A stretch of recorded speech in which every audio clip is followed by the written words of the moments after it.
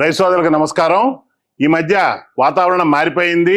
ఎందుకంటే చలికాలం నుంచి ఎండ ఎక్కువగా రావడం మొదలైంది. నాకు చాలా మంది రైతులు ఫోన్ చేస్తున్నారు. మొగి పురుగు విపరీతంగా రావడం మొదలెట్టింది, ఎర్ర తెగులు వచ్చిందని వాళ్ళ భాషలో వాళ్ళు చెప్తున్నారు.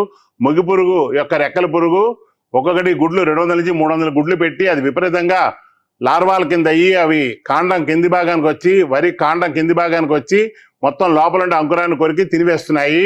అంతేకాకుండా ఒక్కొక్క పిల్లకి 3 నుంచి 4 ఒక్క లార్వాలు నష్టం చేస్తున్నాయి. ఇది కానీ మొగి పురుగు ఇలా కంటిన్యూ అయిందంటే మాత్రం చాలా కష్టం. దీన్ని నివారించుకునే మార్గం ఏంటండి? మంచి మందులు ఏదైనా ఉంటాయండి చెప్పడం జరిగింది. సినర్జీ ఇప్పుడు ఇమ్మీడియట్గా మీరు చేయాల్సింది ఏంటంటే ఒక అంతర్వాహికంగా పనిచేసే మందు, ఒక తీవ్రమైన తాగుడు చర్యతో పనిచేసే మందు మనం వేసుకోవాలి. సినర్జీ వారి సిండాన్ 50 SPని ఎకరానికి 300 నుంచి 350 గ్రాముల వరకు తీసుకుని దీన్ని స్ప్రే చేయాలి.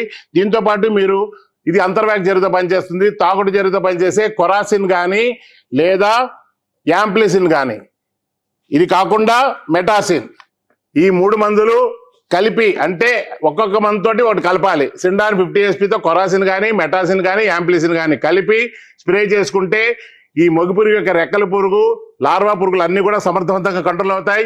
అదేవిధంగా ఆకు చుట్టు పురుగు కూడా ఉంది కాబట్టి అది కూడా ఆకుల్ని గోకివేసి నష్టం చేస్తుంది. ఆకు చుట్టు పురుగును కూడా చాలా సమర్థవంతంగా ఈ మందులు పనిచేస్తాయి.